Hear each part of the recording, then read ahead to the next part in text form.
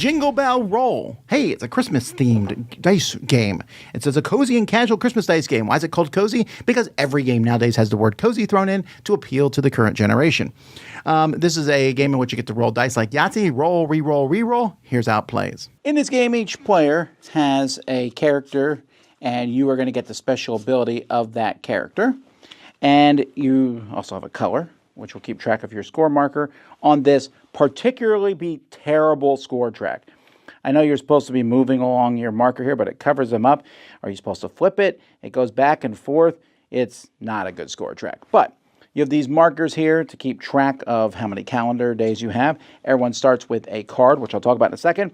On your turn, you take the 7 dice, and you will roll them. If you roll any bells, you can't re-roll them. But other than that, you can keep stuff. So maybe I'll keep these 2 lists. I will keep 1 stocking, and I'll re-roll the rest. Ooh, I got 3 more stockings. That's pretty good. And I'll re-roll this. And I got another list, which was terrible.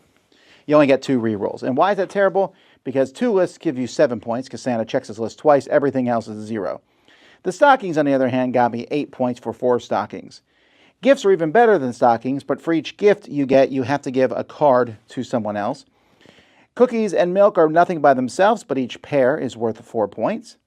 Bells, like I said, are garbage because you keep them and they're worth nothing and you can't re-roll them. If you do roll 7 bells, which I've not yet seen, you win the game.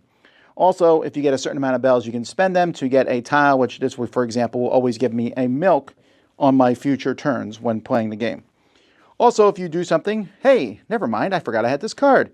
I rolled 3 lists. I triple checked, so I can turn this card in for 5 points because I rolled 3 lists. Well, it's not as good as 7, but it's better than nothing.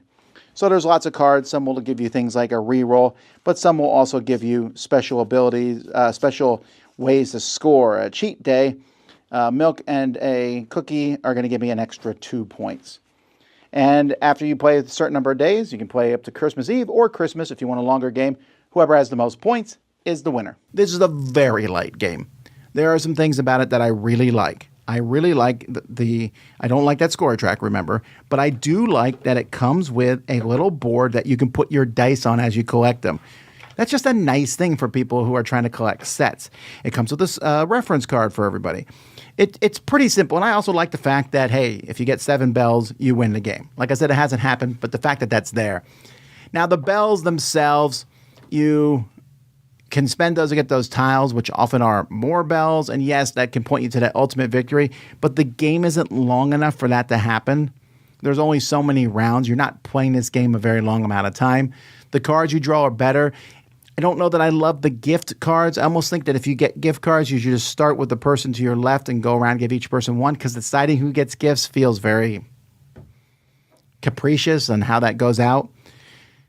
But still, it's innocuous. It's simple. So I'm not saying I like it a lot. I think it's fine. I give this one a 6 out of 10.